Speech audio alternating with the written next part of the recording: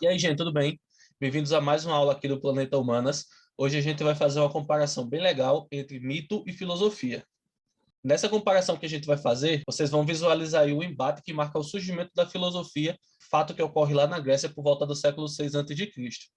Basicamente, antes da filosofia, a gente tinha uma visão de mundo atrelada à mitologia, e aí, devido a diversas mudanças que ocorrem no contexto aí desse século, há o surgimento da filosofia e, com isso, uma mudança também na visão de mundo das pessoas. Ou como a gente pode também dizer em outras palavras, uma mudança na mentalidade das pessoas.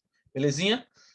A gente vai ver aqui nessa aula, por um lado, as características do mito, por outro, as características da filosofia, vai confrontar as duas e, no fim, vocês vão entender as diversas diferenças que existem aí entre essas duas mentalidades. Fechou? Então, bora lá, pega aí caderninho, caneta, que a aula já vai começar. Antes de a gente começar, se você ainda não é inscrito nesse canal, se inscreve, porque tem muito mais conteúdo como esse e abrangendo também outros temas aí que vão ajudar muito vocês nos estudos. E aproveita esse momento e já deixa também um like no vídeo. Isso ajuda demais esse trabalho que eu realizo e também é um feedback importante que eu tenho de vocês. Dá essa força, dá essa ajuda para eu continuar sempre trazendo conteúdo para vocês, para ajudar aí nos estudos, na preparação de vocês, seja qual for o seu objetivo. Belezinha? Então bora lá. Eu organizei tudo aqui dessa forma. Coloquei de um lado mitologia, do outro lado filosofia, e a gente vai vendo aí as características de cada um e fazendo comparações. Começando pelo mito, a gente vai tratar aqui primeiramente da etimologia da palavra mito, e basicamente a gente tem aí que a palavra mitos, ela vai significar para a gente narrativa, e a gente pode dizer que o mito grego se trata de narrativas que tinham por finalidade explicar a origem e o funcionamento do universo. Falando assim, parece que o mito cumpre uma função de ciência, né? Sim, ele cumpria tanto a função de ciência quanto de religião. E aí a gente tem alguns exemplos de proposições colocadas pelo mito grego. Tudo se originou a partir do caos, que era uma divindade, ou a causa de certos fenômenos é o poder dos deuses, a vontade dos deuses. São coisas que o mito grego colocam e os gregos acreditavam nessas ideias. Já no caso da filosofia, a gente tem aqui que a palavra filosofia é composta de duas palavras que também se originam do grego, assim como mitos, né? Só que nesse caso a gente tem aí filia, que significa amizade, sofia, que significa sabedoria. Juntando aí as duas ideias, o filósofo seria aquele cara que é amigo da sabedoria. E a filosofia a gente pode definir como uma busca despretensiosa pela sabedoria. Mais um ponto. Aquela mesma questão de explicar a origem e o funcionamento do universo também é uma questão filosófica, mas especificamente é a primeira questão filosófica. Por esse motivo, a gente tem aí uma distinção muito forte entre mito e filosofia, os dois buscando explicar a mesma coisa, mas de formas totalmente opostas. Vamos entender aqui agora umas características do mito e ver de que forma ele fornece aí as suas explicações. Primeira questão, o mito é infalível, quer dizer que ele nunca erra, nunca se engana. Isso quer dizer o quê? Que ele está certo? Não, ele nunca se engana porque ele não passa por questionamentos, ele é acrítico, ele não é submetido a críticas.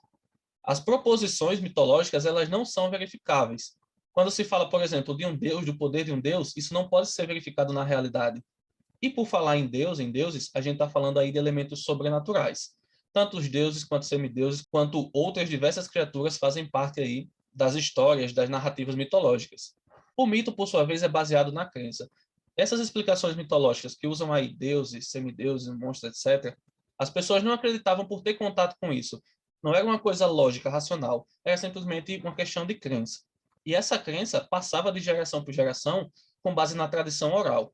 Existiam pessoas, os rapsodos no caso, ou poetas, como a gente conhece hoje, que se ocupavam de transmitir essas histórias mitológicas aí geração por geração. E um ponto-chave das explicações mitológicas também elas estão repletas de simbolismo. Muitos mitos simbolizam coisas que existem na realidade, ou seja, algo sobrenatural simboliza algo que existe no mundo real. Vimos aí as características do mito, vamos ver agora as características da filosofia, do conhecimento filosófico.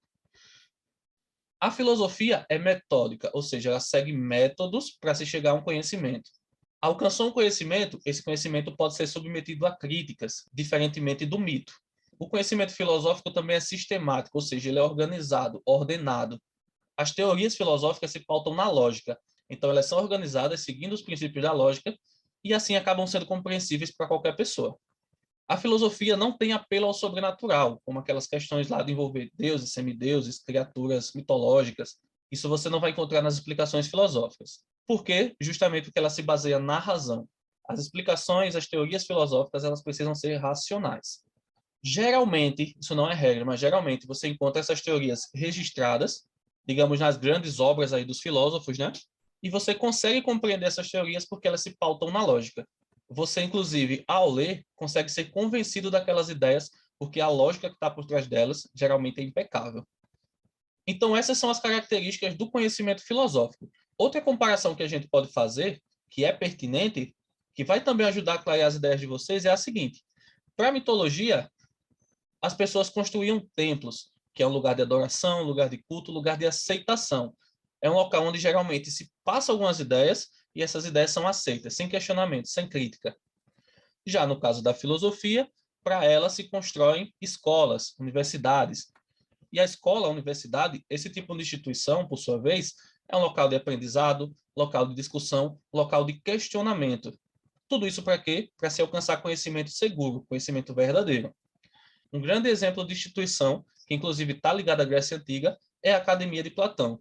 Platão, que foi um dos grandes filósofos clássicos, fundou essa academia justamente para que esse conhecimento racional fosse discutido, fosse questionado e a verdade fosse buscada.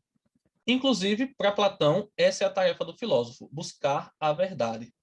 Então, último comentário para a gente fechar, você consegue ver aí que existe uma clara distinção entre mito e filosofia. E essa clara distinção marca aí duas formas distintas de ver o mundo. Uma mais voltada para o simbolismo, outra mais voltada para a razão, para aquilo que é verificável, para aquilo que é lógico, né, compreensível à nossa razão. E que, no caso, nesse embate, a filosofia predominou. A mitologia praticamente entrou em decadência, ao ponto de não se dar mais crédito às explicações mitológicas, e hoje, como você vê aí, a mitologia é usada somente para entretenimento. Você vê filmes, séries, desenhos, brinquedos, enfim, uma série de coisas aí relacionadas ao entretenimento que usam como principal elemento a mitologia grega. Já a filosofia se desenvolveu, grandes filósofos surgiram, e até hoje é uma disciplina que contribui muito para o nosso conhecimento de mundo, para o autoconhecimento também, e para a nossa vida como um todo, em diversos âmbitos. Com esse ponto, gente, eu fechei a aula de hoje. Tá aí bem organizadinho para você, o que é mito, o que é filosofia. Faz as suas anotações, revisa. Se tiver dúvidas, coloca aí nos comentários. Vou ter o maior prazer de responder para vocês. Não se esqueça de deixar o like nesse vídeo, assim eu posso estar trazendo muito mais conteúdo para vocês.